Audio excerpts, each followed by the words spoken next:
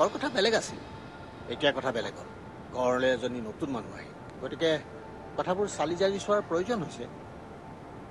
কথাবোৰ ইমান অকাই পকাই কোৱাতকৈ পোনে পোনে কৈ দিলেই হ'ল, যাতে মই দেৱীক বেছিকৈ কাম নিদিওঁ, দেৱীৰ দৰে পূজা সেৱা কৰি থাকো। কিয় এনেকে কৈছা? মই কোৱা নাই, তোমাৰ মনৰ ভাৱবিলাকহে প্ৰকাশ কৰিছো।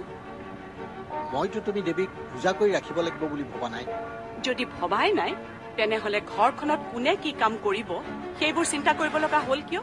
সেইকাৰণে চিন্তা কৰিবলগীয়া হ'লহে, নতুন ঘৰখনলৈ আহিয়ে যাতে ছোৱালীজনী মোহভংগ নহয়। দুটা কাম কৰিলেই যদি ঘৰখনৰ প্ৰতি মোহভংগ হয়, তেনেহলে আমি তাইক বোৱাৰী বুলি ভাবি লাভ কি? বোৱাৰী হিচাপে এইখন ঘৰৰ সকলো দায়িত্ব তাই নিজেই ল'ব লাগিছিল। কিন্তু আমাৰ বোৱাৰী চিন্তাধাৰাই বেলেগ। বেছি কাম কৰিবলৈ পালে মোহভংগ হ'ব। যি দেখিছো, দুদিনমানৰ পিছত কথা বতৰা কওঁতেও সাৱধানেই ক'ব লাগিব। কোনটো কথাত বা মোহভংগ হয় ক'বতো নোৱাৰিম। মই তোমাক বুজাব খুজিলো এটা, আৰু তুমি বুজি ল'লা এটা। আচলতে তোমাৰ লগত কথা পতাই মোৰ ভুল। মোৰ লগত কথা পতাটো ভুল নহয়, তোমাৰ চিন্তাহে ভুল। হেই, যি বুজা বুজি থাকা। টোপনি ভাও ধৰা মানুহক আৰু কিবা বুজাব পাৰি নেকি?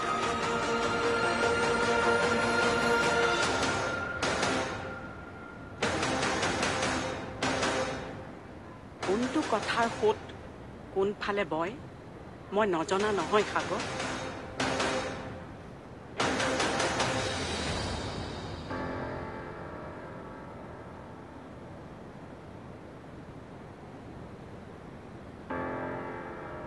মা,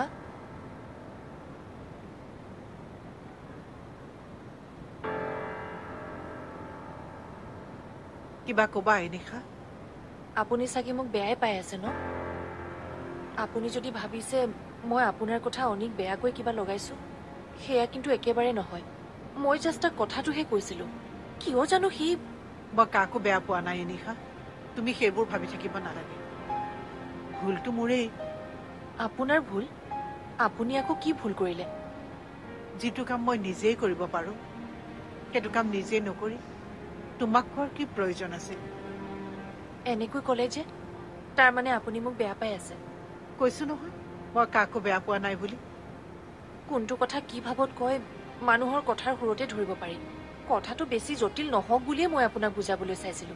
কিন্তু আপুনি যেতিয়া কথাটো নিজৰ ভাৱতে বুজি আছে, তেনেহলে মোৰো একো উপায় নাই। কথাটো তুমিহে জটিল কৰিছা নেকি নিশা? মইতো তোমাক একো বেয়া ভাবি কোৱা নাছিলো।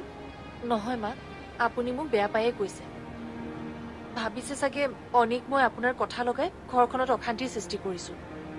এনেকৈও ভাবিব পাৰে। আজিৰ পৰা মোক আপুনি একো কামেই কৰিবলৈ নিদিয়ে। যি কৰিব নিজেই কৰিব। মোক একো কাম কৰিবলৈ নিদিয়া মানেতো মোৰ ওপৰত জেদ ধৰা। জেদ কৰা স্বভাৱ মোৰ নাই নিশা। জেদ কাক কয় মই বুজিয়েই নাপাওঁ। মই মাত্ৰ তোমাক এটা কথাই বুজাই দিব খুজিছিলো যে যিটো কাম মই নিজে কৰিব পৰাকৈ সুস্থ সবল হৈ আছো, সেইটো কাম কৰিবৰ কাৰণে তোমাক কোৱাৰ কি প্ৰয়োজন আছিল? তাত যদি তুমি কিবা জেদ দেখিছা, মোৰো ক'ব লগা একো নাই। আপুনি যিয়ে নকওক মা, এটা কথা কিন্তু মই ঠিকেই বুজিছো। সৰু সৰু কথাতে ভুল বুজি থকাটো আপোনালোক সকলোৰে স্বভাৱে। কেনেকৈ যে এইবোৰৰ লগত এডজাষ্ট কৰিম নহয়, অনলি গড।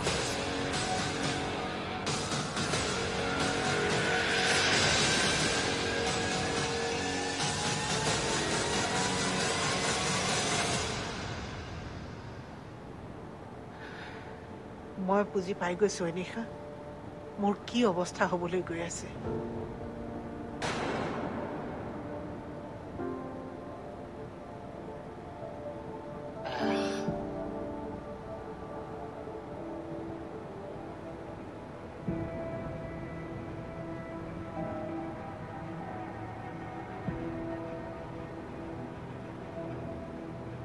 আন্তনো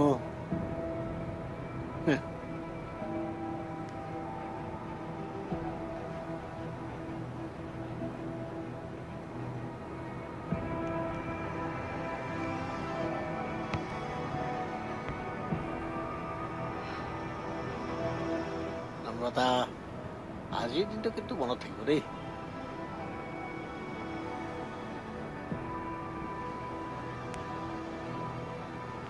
দেৱী ইমানখিনি বস্তু বনোৱাৰ কি প্ৰয়োজন আছিল?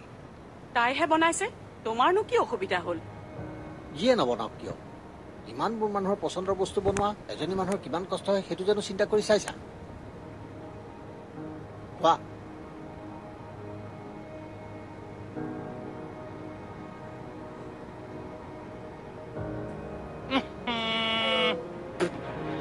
কি হ'ল? কি বনাইছা এইবোৰ? নাই নাই দেই, মই খাব নোৱাৰিম, বেয়া নাপাবা।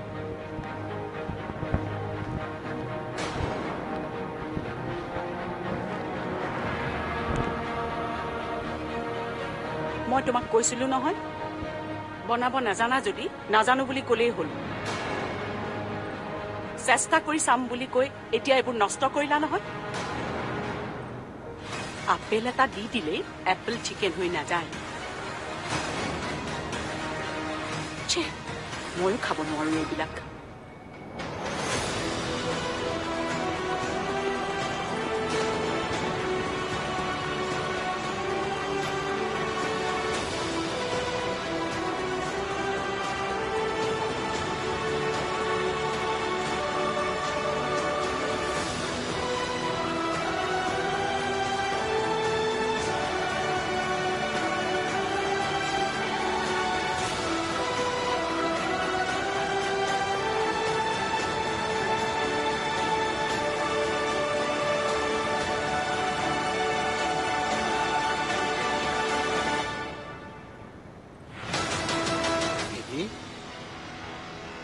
মই আছো নহয়, মই খাম নহয়।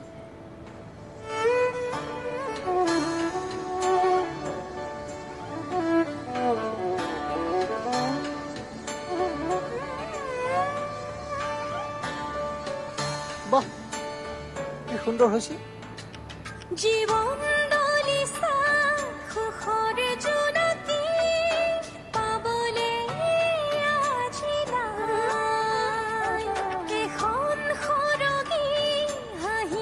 আমাৰ অশান্তিৰ কাৰণে তোক বিয়া দি আঁতৰাব খোজা নাই নহয়। তই যাতে নিৰাপদে থাকিব পাৰ, তোৰ যাতে এখন সংসাৰ হয়, সেইকাৰণেহে।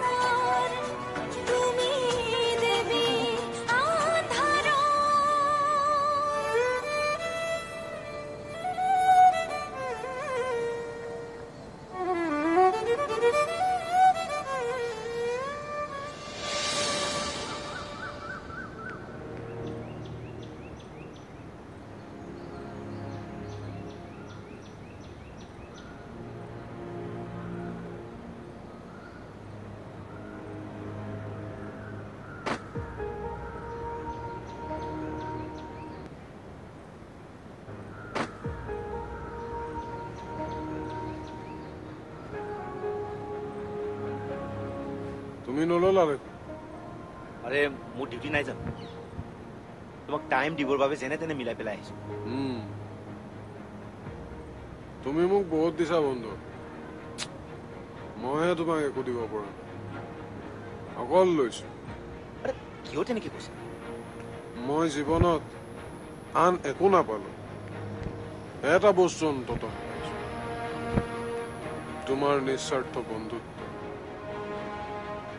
আৰু এনেকুৱা বন্ধুত্বৰ কাৰণে মই মোৰ নিজৰ জান দি দিব পাৰো, জান দি দিব পাৰো। মই কৈছো নহয়, তুমি মোক একো দিব নালাগে। তোমাৰ অশান্তি মই জীৱনত, মই অকণমান তোমাক সুখ দিব বিচাৰিছো, তোমাক হেপি কৰিব বিচাৰিছো। তুমি হেপি হৈছা, ময়ো হেপি। আজি মই বহুত হেপি, বহুত।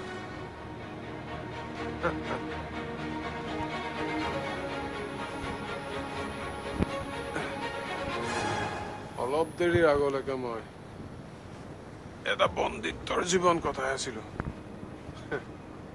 তাৰ পৰা তুমিয়ে মোক উলিয়াই আনিছা দোষ বহুত হেপী মুকলি হৈ থাকিবৰ ইচ্ছা আছে যদি এদিনমান থাকি যোৱা মোৰ লগতে থাকিম মই তোমাৰ লগতে থাকিম খালি যাবা যাতে মই তোমাৰ লগত থকা কথাটো কোনেও গম নাপায় মই দুদিনমান শান্তিত থাকিব বিচাৰিম মোৰ নিজৰ মতে এই জুইছ তুমি যিমান দিন থাকিবৰ মন কৰা থাকি যোৱা অলপ হয়তো ৰিস্ক ল'ব লাগিব তোমাৰ কাৰণে সেইখিনি ৰিস্ক ল'ব নোৱাৰিম নে থেংক ইউ দোষ থেংক ইউ ৱেলকাম এতিয়া পিছে অলপ সময়ৰ কাৰণে মই অফিচলৈ যাব লাগিব এটা কাম কৰোঁ ব'লা তোমাক সেই ৰুমটোত থৈ অফিচলৈ যাওঁ ব'লা ব'লা খং কৰি ওলাই যোৱা মানুহ দেৰি হলে টেনচন নহব নেকি ছাৰ তোমাৰ লগত মোৰ অলপ কথা আছে হয় কওকচোন ছাৰ তোমাক বহুত কথাই ক'ব লগা আছে আৰু তোমাৰ পৰা বহুত কথা মোৰ জানিব লগাও আছে হয় কওক কিন্তু তুমি যিটো ধৰণৰ মই কথা সুধিম বুলি ভাবিছা মই সেইবিলাক কথা তোমাক নুসুধো কাৰণ সেইবিলাক কথা মই জানোৱেই তোমাক মাথো মই এটা কথা সুধিম তুমি তোমাৰ নিজৰ বিবেকৰে তোমাক এবাৰ প্ৰশ্ন কৰা তুমি যি কাম কৰি আছা ভাল কাম কৰিছানে মই জানো তুমি এইবিলাক কাম মাথো টকাৰ কাৰণে কৰিছা কিন্তু টকাৰ প্ৰয়োজন আছে বুলি মানুহে যিকোনো কাম কৰিব পাৰেনে আজি হয়তো তুমি বুজিব পৰা নাই কিন্তু এদিন যেতিয়া তুমি এই টকাৰ কাৰণে কৰা কামবিলাকৰ কাৰণে মূৰ তুলি থিয় হ'ব নোৱাৰিবা সেইদিনাখন নিজকে কেনেকুৱা লাগিব কি অনুভৱ কৰিবা সেই কথা তুমি আজি উপলব্ধি কৰিব পৰা নাই হয়তো তুমি সকলোকে ফাঁকি দিবা কিন্তু নিজক ফাঁকি দিব নোৱাৰিবা ৰাজীৱ কেতিয়াও যিদিনা নিজক উত্তৰ দিব লগা অৱস্থা হ'ব সেইদিনাখন তোমাৰ অৱস্থা হ'ব কেনেকুৱা জানা ৰত্নাকৰৰ দৰে তোমাৰ অৱস্থা হ'ব ৰত্নাকৰে যিদৰে নিজৰ পাপৰ বোজা নিজেই বহন কৰিব লাগিছিল তুমিও তোমাৰ পাপৰ বোজা নিজেই বহন কৰিব লাগিব তোমাৰ ভাই ককাই বাই ভনী কোনেও এই পাপৰ বোজা বহন কৰিবলৈ নাহে সৎ পথৰে টকা উপাৰ্জন কৰি লাগিলে তুমি নিমখ ভাতেই খোৱা তাতো শান্তি আছে কিন্তু তুমি যি উপায়েৰে টকা উপাৰ্জন কৰিছা সেই টকা এদিন তোমাৰ শত্ৰু হ'ব ৰাজীৱ আজি মোৰ কথাবিলাক শুনিবলৈ তোমাৰ হয়তো বেয়া লাগিছে কিন্তু তুমি যদি সঁচাকে বিবেকবান ল'ৰা হয় তেনেহলে মই কোৱা কথাবোৰ ভালদৰে ভাবি এটা সঠিক সিদ্ধান্ত ল'ব বুলি মই আশা কৰোঁ কি সিদ্ধান্ত ছাৰ অনিকেতাৰ এনিশা তুমি যথেষ্ট অন্যায় কৰিছা লাগিলে যাৰে নিৰ্দেশতে এইটো কাম তুমি নকৰা বাৰু ইমান দিনে যি কৰিলা কৰিলা কিন্তু পাপ মোচন কৰিবলৈ তোমাৰ এতিয়াও সময় আছে আৰু তাৰ ওপৰত মই দিম য'ত তোমাৰো লাভ হ'ব আৰু অনিকেতাৰ এনিশাৰো উপকাৰ হ'ব যদি তুমি সিদ্ধান্ত ল'ব পাৰা কি কৰিব লাগে মই কম তুমি ভাবা তুমি পাপ মোচন কৰিবা নে গোটেই জীৱনটো এনেকে পাপত ডুবি শেষ কৰিবা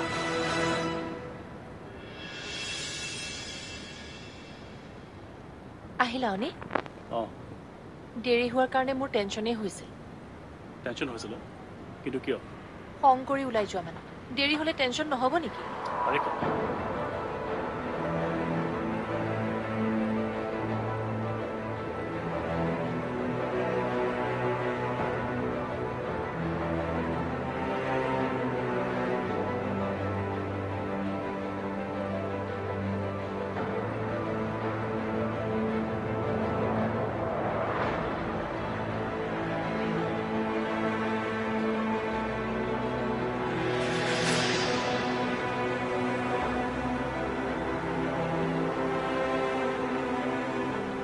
চিনাকি মানুহটো হঠাৎ কিয় অচিনাকি হৈ পৰিলে মই বুজিয়ে নাপালো মোৰ সহ্য কৰিব পৰা শক্তি আছিল মই কৰিলো কিন্তু মায়ে নোৱাৰিব অনে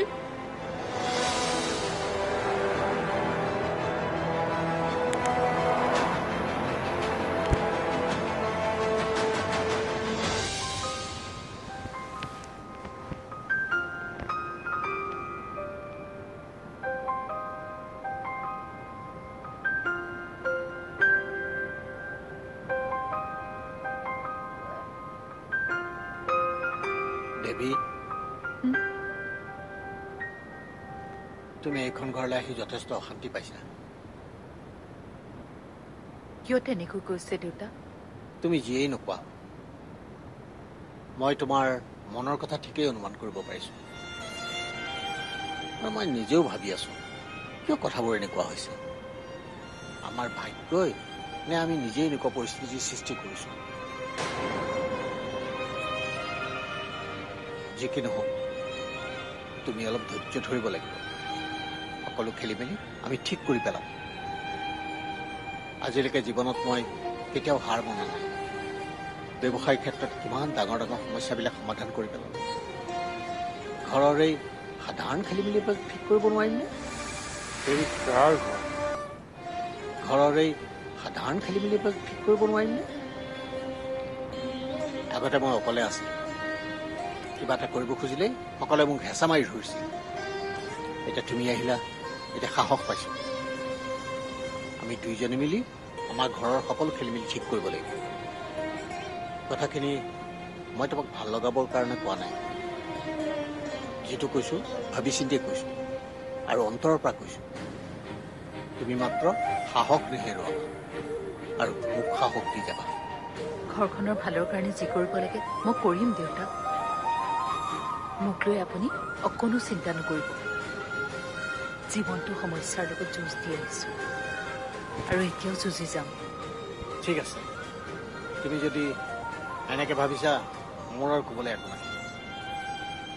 মাত্ৰ এটা কথা মনত দুখ কৰি নাথাকিবা যে এই মানুহজনে নিজৰ সুখৰ কাৰণে আনক দুখৰ উপৰি দুখ দিব পাৰে। মই কৈছো নহয় দেউতা, মোক লৈ অকণো চিন্তা নকৰিব আপুনি। হ'ব দিয়া। আচলতে মোৰ ফালৰ পৰা কথাখিনি কোৱাৰ প্ৰয়োজন আছে বুলি ভাবিছিলোঁ, সেইকাৰণে ক'লো। কিন্তু মোৰ মনত হৈছে যেন ক'ৰবাত কিবা এটা গণ্ডগোল লাগিছিল। কিন্তু ক'ত হৈছে সেইটো মই উলিয়াব পৰা নাই। উলিয়াব লাগিব। সেই গণ্ডগোলটো কি উলিয়াবই লাগিব।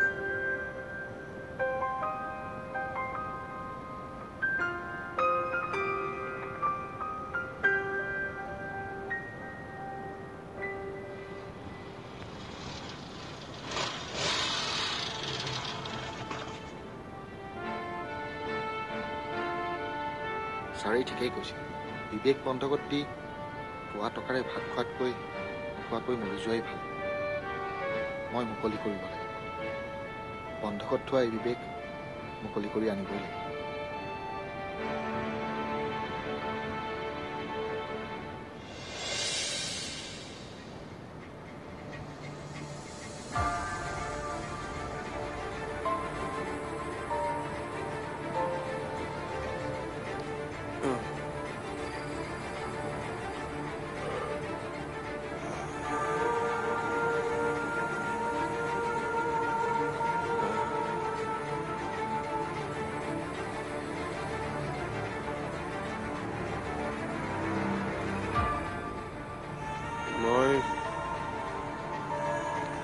মই ক'ত আছো? নাই, মই ঘৰলৈ যাব লাগিব। মই ঘৰলৈ যাম।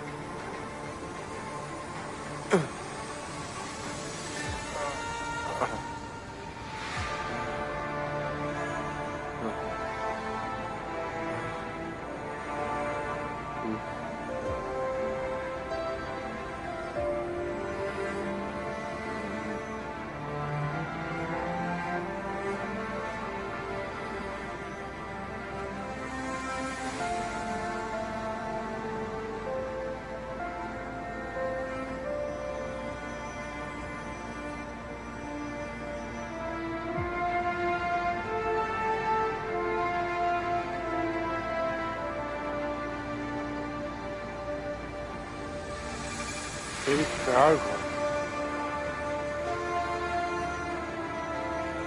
এইটোতো মোৰ ঘৰ নহয়।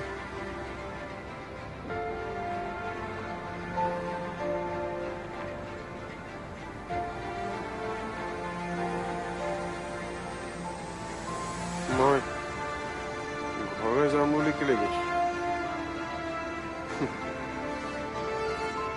কি কৰিম ঘৰলৈ গৈ ঘৰলৈ মই যোৱা মানে এইটো বন্দী নাই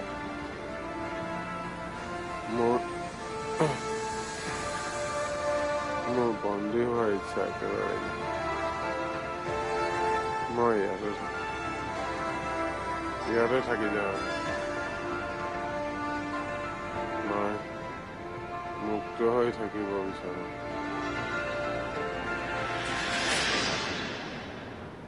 পৃথিৱী ইমান আগবাঢ়ি গ'ল